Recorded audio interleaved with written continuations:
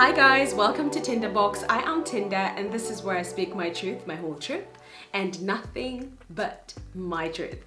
So first things first, I hope you and yours are keeping well and safe and sound and sane and taking good care of yourselves and being kind to yourselves. I know I keep on drumming this and drumming this and drumming this and drumming this, but it's very, very important, guys. So lockdown is finally easing up and I'm very excited. I've met up with a few of my friends and it's been amazing. I mean, it's such a massive difference. I mean, if you were to think that we would be here like a few months ago, it just looked impossible. And although people are still wearing masks in the supermarket, actually in Edinburgh, right now it's compulsory. So you shouldn't be walking into a supermarket without your mask. And I know that people that are using public transport still have to wear masks, but guys, that is better than nothing. So I'm quite excited. And I know it will take a while for COVID-19 to settle because seriously, it's just a matter of settling. It's not going anywhere. So let's keep our fingers crossed and hope that everything gets back to normal as soon as possible. But yeah, I hope you guys are being kind to yourselves and taking good care of yourselves. So guys, a massive, massive, massive thank you to everyone that has been sharing my posts, everyone that has been loving, liking, sending me messages. I mean, guys, I get a lot of messages from people just telling me how much they're enjoying the vlog. So this is number 12. If you've not watched 1 to 11, you have 11 videos to catch up on. And yes, I'm loving it. I'm really, really enjoying this, guys. So thank you so much for your endorsement. It means so much to me. So this week's vlog, whoa, yes, it's a very good one. And what I did is I wanted you guys to be in control. So I put it out there and I said, what would you guys like me to speak about? Of course, I got a lot of feedback and I will definitely touch on everything that people suggested because it's really good for me to delve into spaces that I probably wouldn't have delved into.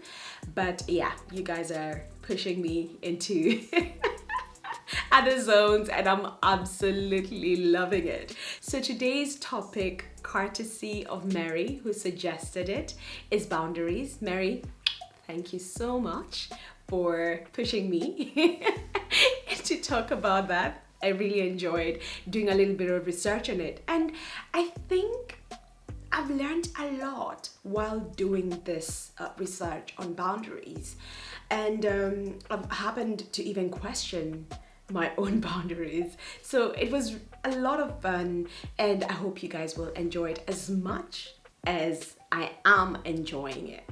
So what are boundaries? How do we form these boundaries? Is it a massive wall like Trump's wall, or is it a fence that people can't cross over? So boundaries are healthy rules that help us navigate relationships. So by relationships, I mean professional relationships, intimate relationships, family relationships. So it doesn't mean that it's something negative. You don't think, okay, this is where I am, I can't cross over, or you can't cross over. No, it's just healthy rules that help us navigate through relationships. And of course, different people have different boundaries, and how we build them is heavily reliant on a lot of aspects. So some boundaries are dictated by religion, other boundaries are dictated by family, so which family you grew up on, what were you taught as part of that family. Others are basically based on your culture. So where do you come from? What do they do where you come from? So when you go to Rome, do you do what the Romans do, or do you do what you do? So the Romans already have a way of doing things. And then others are basically as a result of life experiences. So a lot of times we go through experiences that would make us say, whoa, okay, so this is what I'm going to do going forward, and these are the boundaries I'm going to establish. And some boundaries are also dictated by our personalities. So if you're an introvert, if you're an extrovert, or some people are actually a bit of both, so they're not on one end of the spectrum or the other. So yes, we can really think, okay, fine, so this is my personality.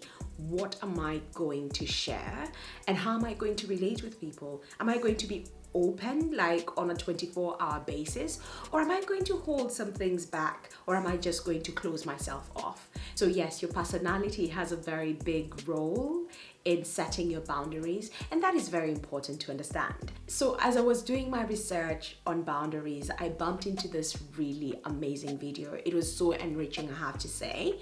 And I think a lot of times we think we have an idea of something, but until we've basically heard someone else's perspective on it, you're like, oh my goodness, this is actually an eye-opener. So she was talking about how kids from a very young age are taught how to share. You must play with the other kids, you must do this, you must do that. And parents, as I said, some of us have boundaries from childhood, so family molded boundaries, and parents actually play a very massive role in how their kids have boundaries.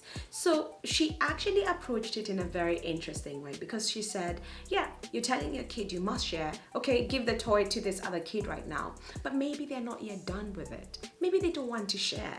Maybe they just want to play by themselves.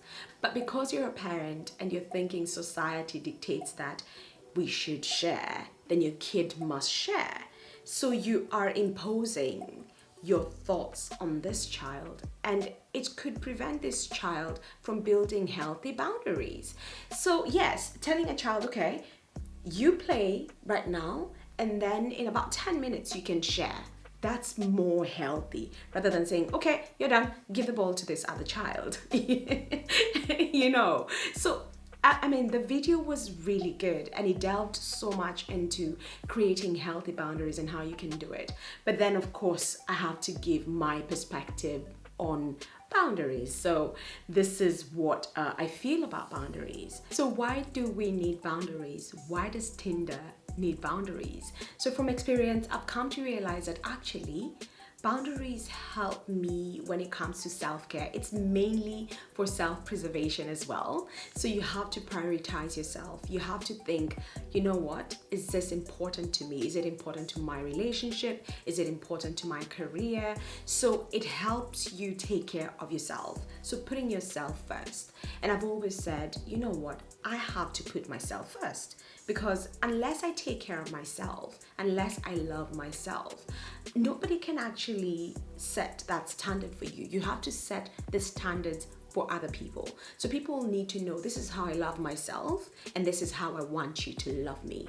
This is how I take care of myself, and this is how I expect you to take care of me. So it is basically just setting a precedence in a way that people can actually follow. And they're like, you know what? Yeah, Tinder does A, B, C, D. So clearly that is what she prioritizes, and that is what she expects. So yes, it's a very, very important thing to do. And boundaries are not meant to be rigid. You can't say, this is me, take it or leave it, I will never change. No. Every single day, my mind changes about something, and it comes with growth and experience. Sometimes something is at the back burner, and you're like, you know what, that is not important. I don't even have an idea about that.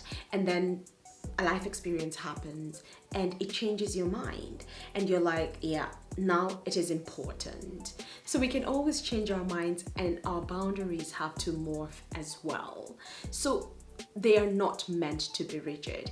And I'll give you an example. So you might commit yourself to doing something for a friend. So let's say you've told your friend that you're going to pick up their kids from school every Monday, Wednesday, and Friday. And then you find it very inconveniencing. You're like, oh my God, why did I commit myself to that? But I don't want to tell her that I can't do it, because she will think that I'm not a good friend. But actually, this Monday, Wednesday, and Friday school pickup is frustrating you. It is basically inconveniencing you. And you're thinking, how do I say, but then I'm committed to this. No, you're not committed to it.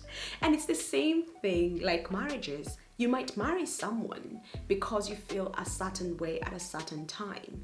And then you settle down with them, And then you start changing your boundaries, and their boundaries also start changing, and they don't align with yours. And that is how people say, oh, when we met you were like this, when we met you were like that, and now you have changed. No, I don't really think it is someone changing. No, it is priorities changing, it is boundaries evolving. So what I could put up with yesterday might not be the same thing I will put up with today. So we definitely need to understand that and appreciate the fact that people change on a daily basis. And just because my boyfriend liked something yesterday and he doesn't like it today, he didn't lie to me yesterday. No. He told me his truth yesterday, and his truth has changed today. So what was a priority to me? Like when I met my boyfriend, for example, kids were on the horizon, marriage was on the horizon, a lot of things were on the horizon. And as time went by, it's been 4 years down the line, and those priorities are not the same anymore. So I can see how my partner would say, when I met Tinder, we had plans for A, B, C, D. Now those are not the plans anymore, and I feel a little bit let down, or I feel a little bit betrayed. But it's really, really important for us to give ourselves permission to grow. And the only way we can know we're growing is if our boundaries are constantly morphing, as I said. So sometimes it's really good for you to say, you know that check I wrote you the other day?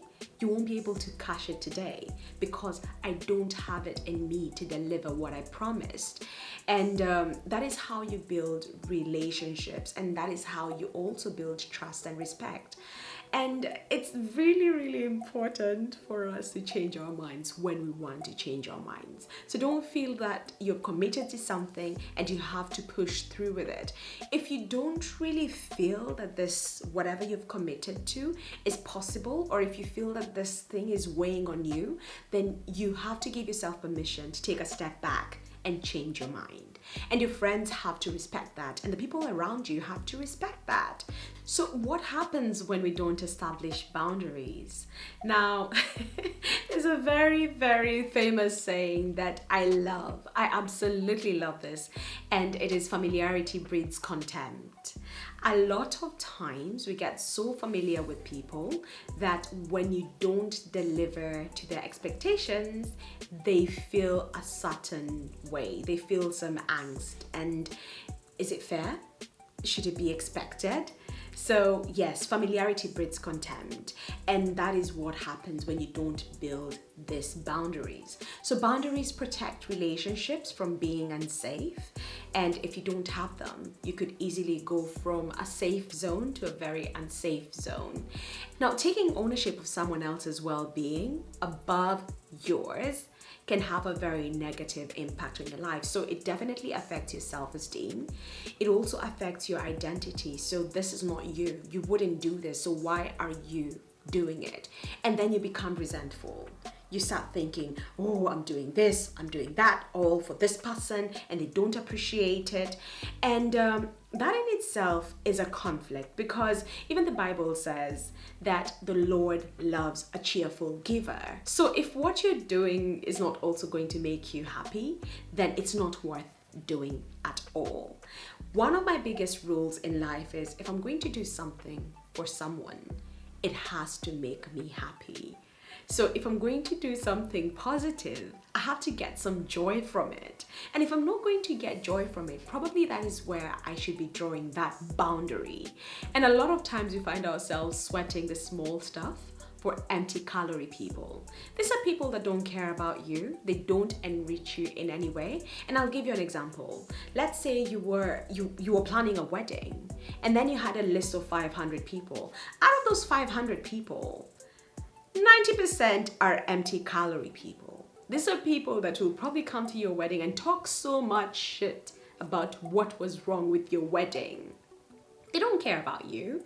They don't care whether you go home to an empty bank account, as long as they had fun. And even if they didn't have fun, they will bitch about it forever and ever. Those are the people that you shouldn't sweat the small stuff over. If it was up to me, I would have the 10%, people that actually mean so much to me, people that I know care about me, are happy for me, and want the best for me, and forget about the other 90%. So yes, that is what we shouldn't do. Don't sweat over people that mean nothing to you. So what are the takeaways? What are the little things that we can take from this little discussion I'm having? So the first thing is make decisions that align with your values. So when you think about your values, we're talking about your morals as well. So when you're doing something, think, what does this make me feel? Am I a cheerful giver? Am I happy to deliver this? Am I happy to pick those kids Monday, Wednesday, and Friday? Am I happy to help out a friend? Am I happy to help out my partner? Am I happy to help out my family member? So you have to be cheerful, and the only way you can be cheerful is if you're doing something that actually aligns with your values, something that you believe in. So that is the first thing. The second thing is follow your gut instinct. This is so important because there are times that somebody will ask you to do something and you feel angry already. You're like, how dare she or he ask me for this? They know that I can't deliver this. Why are they asking for this? And your body is the biggest indicator to know whether you're comfortable doing something or whether you're actually pushing your boundaries. So are you feeling tense? Are you breaking a sweat? Is your heart rate really, really fast? Are you hungry? So how do you feel about it? So believe in your gut instinct. And if it doesn't feel right, don't do it. Draw that line and actually say, you know what, I would like to think about this. And it's really good to think about things. So if you feel that a certain request is going to inconvenience you, and if you're feeling a little bit uncomfortable about it, check in with yourself. Tell a friend, you know what, just give me some time to think about it and then I'll get back to you. Don't say yes and then start thinking, oh my God, why did I not think about it? No, give yourself time to think about it. And of course, sometimes you meet people that are quite pushy. They're like, no, I want a decision now. Tell them, listen, I need to think about it, but if you want a quick decision, I'm sorry I can't give it to you. Maybe you can ask someone else to do it, and they will back off and give you the time to think about it. So take a step back and think about it. And by the time you're done thinking about it, you will have the right answer and you will have drawn your boundary if you need to. So that's the second thing. The third thing is prioritizing yourself. So when I say prioritizing yourself, I mean, do I have the time or bandwidth for this? Do I have the energy? Do I have the passion to do this? Does it enrich me? And what is the end result? Because when you do something for someone, there are two end results. One will be gratitude. So someone will be like, oh my God, I'm so happy that you did that. Thank you so much for coming through for me. And then the other one is some people will be dependent on you. So you do something once and then they keep on coming for more. And you definitely don't want that. So you don't want to have a relationship, and it's really hard to say no, especially to family. And like I said, familiarity breeds contempt. So one day you do something for someone gives you a call and tells you, listen, I need your help. And you go above and beyond to make things happen for them. You're stressing up, you're pulling your resources to try and help them. And then they don't even appreciate it. They feel that it's their right. They're so entitled that they're like, yeah, what else? Yet you have gone above and beyond for them. So this is what you need to think about. Am I creating a dependency here? Or is this somebody that will actually appreciate my help and take it from there and move on? So this is a very important boundary to build with family members. And it is something that I have to teach myself because I usually just say yes, yes, yes, yes. And I have seen a lot of entitlement and I have seen a lot of contempt in times, especially when you say you can't do it. They feel like, how dare you say no? Because you've said yes so many times that they feel that they are entitled to it. So think about the end result and think, is it worth the disruption? Is it worth me doing it? And if it's not worth it, just say no. Say, I can't do it. I don't have it in me to deliver this. So yeah, that is a third one, the third takeaway. And the fourth takeaway is take time out. So a lot of times we're always in a rush to reply to something. So you see your inbox flashing and you run to reply to it because you don't want the other person at the other end of the line to think that you're not responsive.